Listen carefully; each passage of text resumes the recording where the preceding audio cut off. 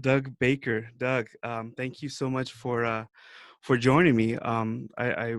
You're actually the first interview that I'm doing as far as interventions go for men, and so I invited you because I know you're just huge on Rotary, and it seems like everybody knows you, and I just wanted to kind of get your thoughts and how Rotary has impacted you. Mhm.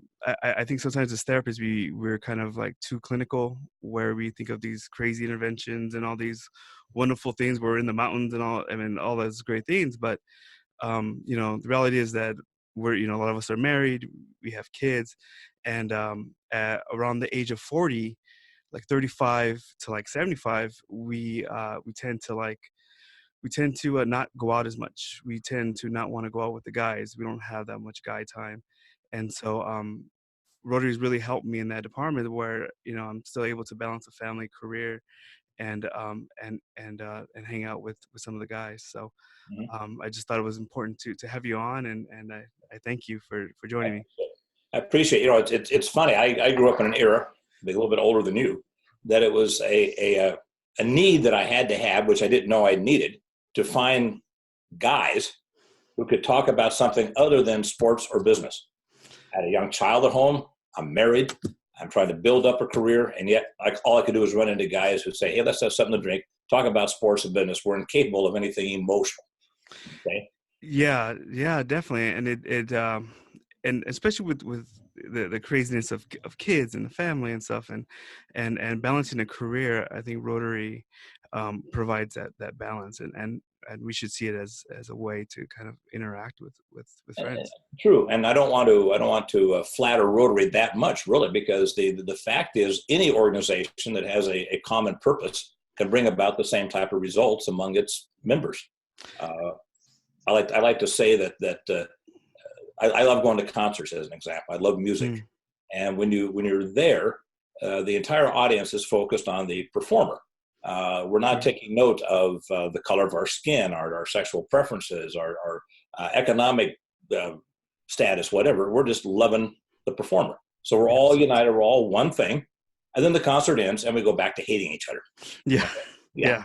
yeah, yeah. No, absolutely, and I think Rotary and even any kind of focus that you might have as a guy, finding a group of people that have a common interest, Hmm. or yeah, I mean, just so you guys can just get together and talk, and I mean, especially, I mean, a lot of cities have different organizations that all you have to do is kind of look on their website. There's Kiwanis, Knights of Columbus. There's different focus groups. I mean, there's for aerospace. There's all kinds of All the different stuff with groups. the common goal.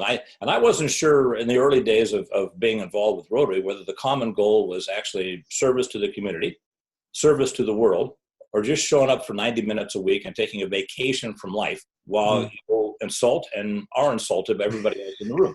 Yes, correct. You've experienced that, I know. Yeah, yes, absolutely. Yeah, yeah. And that's fun. Yeah, it is. It Yeah, is. And we'll get into yeah, that. I live for that.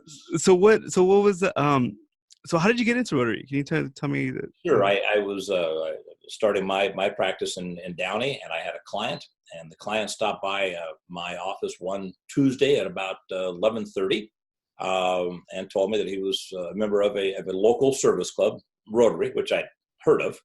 And he said, things have changed since then, of course. He said, we only do business with fellow Rotarians, and you're not one of those. So if mm, you want to continue my business, having my business, you need to come with me to a Rotary meeting. I said, well, wow, that's fairly strong. yeah. Uh, and I said, okay, when's the next one? And he says, in about 30 minutes, let's go. Okay, so off I went to a Rotary meeting. It was terrible. Okay, I remember by the end of the hour and a half, I'm looking at this guy, and I'm thinking, I don't need the business that much. I really don't. I keep coming back here every Tuesday. Uh, Yeah. yeah, and I didn't. It was a year before I went back the second time, and at that time, that's where I met another Rotarian who started talking to me about hey, you got a young kid at home, you've got this, you've got that. Started talking about life, and Mm, it was so refreshing. It was so mm, refreshing, and that was the attraction all of a sudden. And then I got yeah. to know the people, got involved in some of the service projects, I've traveled all over the world doing Rotarian work. And we do all this, and we like to say we do all that because we're making a difference for somebody else. Well, I'm sure we are. But the real thing is, God, we feel so good in doing it. It enhances our life. Okay. Yeah. And that was a need I had, some way to enhance my life. And we do Yeah. it because people are willing to allow us into their situation and help out. Wow. And what did your, when you say practice, I mean, what did you do for a living? Or, I'm a long retired money manager. okay, great. Okay. And so how did you first get involved? Do you remember your first project that you really enjoyed? Boy, yeah, I tell you the one that really stands out. Oh Okay. yeah. I went on an international trip to El Salvador, probably 15 years ago now. That was my first international trip. And one of the things we did one day was to distribute 300 wheelchairs to people who were immobile, children, parents, grandparents. And they took us to an auditorium. And in that auditorium, there was 300 perfectly aligned empty wheelchairs in perfect formation. And our job was to carry the immobile person to a wheelchair, place them into that chair, and show them how to use it. Okay? But before the first people arrived, the local military showed up, got guns over their chest, their automatic weapons, and they started an argument with the president of the local Rotary Club. The military decided they are going to be the ones to put these people into those chairs because, the military, when they are shooting up their own populace for 10 years, as they did during the Civil Wars down there, they end up with a PR problem. Yeah. They try to restore their public image. Yeah. And the local Rotarian guy is saying, no, we're not going to allow you to do that. So he's arguing with 10 or 12 people with automatic weapons across their chest. And I'm thinking, I'm quite fine just going home and letting them do this. I don't need to argue with somebody with automatic weapons. Sure. Well, the bottom line, the local Rotarian president won the argument, and the Wow. military went away and came back about a half hour later, not with guns, but with musical instruments. And while we did this wheelchair delivery, they stood on stage and they played Beatles music, okay, which Wow. is so strange. It took us all afternoon to place people in chairs, and they weren't allowed to leave until everybody had their chair. Amazing patience, amazing gratitude. Yeah. And when it was all done, and we were told we couldn't cry, couldn't show sympathy, or couldn't Wow. show sadness, so we did. We just did our job. But then as we leave and they're starting to roll themselves out of this auditorium, every fourth or fifth person would roll themselves over to our group of Americans, and in very loving broken English, they would say to us, "God bless you," and "God bless America," and Wow. off they would roll. And I think, wow, if you want to bring about some minimalization of life's difficulties, that's how you do it. One person at a time, recognize no matter where you're from, there's good things about us all. And that's the one that really had an impact for me, really did. And my daughter was with me at that time too, and she Wow. still talks about Yeah. that. Yeah, just Wow. wonderful, wonderful. Yeah. I mean, there's incredible things. I mean, I tend to, well, I focus more on like, so we have the international Rotary where we're going to different countries and we're doing all these amazing things, and then we also have things that are in our own community. We have the Interact Club, and we have this leadership weekend up in Lake Arrowhead, and they do Right, like right. a leadership meeting called Ryla, and so there's all these different types of activities and things that men can do, and men tend to talk better while we're doing something. Yes, We indeed. we bond better side to side than like face to Mhm. face, and so and it just the the like I didn't know about service clubs until I was older. I mean, not until like grad school where I was never, never part of any kind of organization like that. And once I kind of saw the people that were in it and the good that they wanted to do, is just definitely something that I wanted to be a part of. Yeah, And locally, I still have memories. Gosh, again, probably 15 or 20 years ago, going shopping with a young boy, young meaning third or fourth grade, in a group, getting him.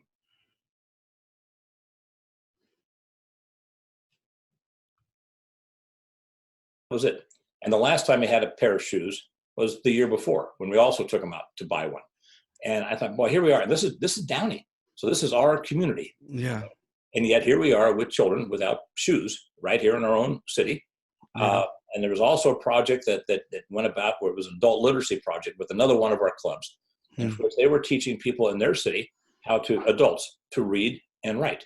And you think, Yeah. wow, do we really have illiterate adults in our cities? And I don't mind saying this, by the way, that club and that project was in the city of Beverly Hills. Yeah. So it doesn't matter where we are. Okay. Yeah, absolutely. Yeah. It doesn't matter. Yeah, and it's stuff that we don't see. I mean, something I'll talk about Rotary stuff that we do is like, oh, we have poor poor families in Downey. Like, oh, yes, we have that. Yes, we do. We're just like any other city. So there's different types of programs, and I was fortunate enough to start programs myself, and with the support of Rotary, and with the things that I do, and so yeah, and yeah, it's been a definitely amazing journey. And then But again, the service projects are fine. They're wonderful. That's the purpose. That's the glue that brings us together. But it really is the fellowship, the yeah, camaraderie. And it's not just the men's club. I mean, I will say that Rotary 22, 23 years ago, I would love to be able to say they realized that the future of our organization really depended upon having women in it. No, what really happened, as you may know, we lost a Supreme Court case and we were forced mm, to allow women in the yeah, organization. And yeah, guess what? They saved it. yeah. No, yeah, absolutely. Mhm. I mean, it wouldn't be the same, and it wouldn't be as vibrant as it is, without them, without them. So, absolutely. So it's not just a male organization. It's both, and so, yeah. What trying to think what is so. What is the best part of Rotary? Like, what makes you go? Like, why are you so passionate about Rotary? To me, it's the weekly meetings. I know what you're going to say. Okay, but Doug, you're never there. Okay, Yeah, yeah. So, but because my involvement at Rotary is on several levels, yeah. I say that I'm involved in Rotary almost every day. Hmm. Tomorrow I'll be at the Glendale Club for lunch. Last week I was at the Southgate Club, so I'm at a meeting every week, Yeah, and those meetings they're there to me. That's the whole pie right there. yeah, If it's fun, if they have a good speaker, if they have the proper level of disrespect for its members, it just makes you want to go back and do it again week after week. And we all need, I believe, we all need consistency in our life. So those yeah. meetings also bring about a consistent behavior pattern, if you would, something I can look forward to every meeting. My favorite Tuesday meeting for the Downey Rotary Club happened to be the same Tuesday of 9/11. Mm, Okay, our country comes under attack. Happens to be just a Rotary Day. I don't know what to yeah, expect, but boy, did I need a bunch of people to sit with that day. yeah. And to go to a meeting, there's only about 10 or 12 of us out of the normal 70 or so. But boy, to sit there in a circle, just talking to each other about the tragedy of the day, that's Mm, something that was so real to me. Because again, I'm talking to other men, uh, yeah, and I'll never forget that Tuesday. Never forget that Tuesday. yeah. I mean, those meetings are, and it it's so important to go for me. I mean, for me to go weekly, because it's so easy not to kind of get caught up with work and with family. It is those meetings, and it's just, and we can just kind of loosen it up a little bit, because I think we've kind of hit everything that we want. But I mean, just for me, I mean, I grew up in East LA, in a really kind of tough area, Mhm. and we develop images of different people. We like my big old thing was interacting with people that had money. I mean, you know, I felt like I had a lack of empathy, and a kind of a lack of understanding, and I knew to kind of to become more successful as much as I could, I needed to get over that anxiety. And so being able to see people every day, and people from a different background than myself, really really helped out with that anxiety, and being able to learn about different cultures, and different backgrounds, and that we're all like we all have problems. Oh, same. We're all screwed up. We're, yeah. Are. Yeah. Yeah. And every child has a mother and a father that love them, and Hmm. every human being has somebody that loves them. And I when I grew up in Downey, uh, the if something was happening in East LA, I'd read about it in the newspaper. Okay, Mhm. it, Yeah. it, it might have been only 5 miles away, but I was never Yeah. part of that. Yeah. The whole civil rights movement was going on in the South. I would read about that in the newspaper. Mhm. So I was never able to connect actual emotions with what's going on. It was just all hard news, and I didn't Yeah. get it. I Yeah. didn't get it at all, and that took later years, and it took again uh, going to an organization in which, and this is where our club is got so much to be proud of. We match the demographics of the city. We do. Mhm. There are Yeah. other organizations that are so far behind the times, and they've got a bunch of 80-year-old white guys that have been in an organization for 50 years, but nobody in their Yeah. community is white anymore. It's just them, and it's just Yeah. an hour and a half a week, and then they leave the city. Yeah. Yeah, I Yeah. love the fact that our club is an accurate representation of the demographics in Downey. Yeah. It's volumes about the quality of the club. It does. Yeah, absolutely. And I also want to talk about the importance of, just kind of the interactions that we have. Like we really make fun of each other, Mhm. right? Mhm. And I think now we're kind of telling kids in the younger generation, and I would even say like, you know, as by being a minority, we're telling us to be like really sensitive. Like we have to watch, like, oh, you're this and you're that because you say this. And I think it's kind of built up more walls. Yeah, so you meet a guy like me who drives you into therapy by my comments to you. First time I meet you. Well, this is the thing. This is what happened. So I met Doug, and so I knew that he was two-time district governor Doug Baker, right? Like he's Two timing two is two great. time two Two time time. right. Yeah. And so me, I'm just like, okay, well, this is kind of a big guy, and I'm like, okay. And I introduced myself. I was like, oh, hey, you're right. Oh, the rapist. I'm like, what? Like, what do you think? And so to me, I mean, I'm a social worker, so I've seen some stuff, and I'm like, oh, this guy, and it got me like really upset and really upset, and I'm just like, wow, you know what? And I guess with my, where I came from is that when you said something, it was gonna be something's gonna happen after, So I was like, all right, I need to be cool about this. And then I actually did like research, and I found some stuff about communication and Mhm. how men communicate. And the big thing is that there's a reason why men make fun of each other, and we just really get on each other. Is it's what we do to see how mentally tough you are. Um and and so what the guy is doing is saying, okay, if you can't handle my jokes, you can't, if stuff goes down, you're not going to be, you're going to run. So that was kind of the how men would kind of test other men to see how tough we are. Of course things have changed. We don't probably need that to be as tough as we did like hundreds of years ago. But I had to like evaluate myself, like, look, am I kind of getting a little like too sensitive? And yeah, Yeah. I Well, kind of was. my crack, of course, was taken right off of a Saturday Night Live Yeah. skit. Yeah, Yeah. I couldn't resist it. Yeah. That is a problem with me, Ronnie. I don't have a filter a lot of times, but and but I'm too old to develop a strong filter. So I try. but the way we solved it is we had a drink together. You know what I mean? We hung out, and we laughed about it, and we addressed it, and now I'm interviewing you, and you're the first one that I thought about when I thought about talking about Rotary. And so, and this is how I feel like it should be. Where if you have an issue with somebody, they say something, hey, let's go out and have a drink, or let's go get a cup of coffee, something, and just talk. Yeah. And so I just thought it was a really great example of the part of like of Rotary, and getting to know people more than just Well, I'm a great fan of the therapeutic process. I've been working with a therapist for years, and so I never thought I'd get the opportunity to actually send one to therapy. Uh, Oh, no, I was in therapy way before good, that. good. We have to be, as therapists, we have to, I mean, I strongly suggest being in therapy, just because you're dealing with a lot of Yes, things. God, you are.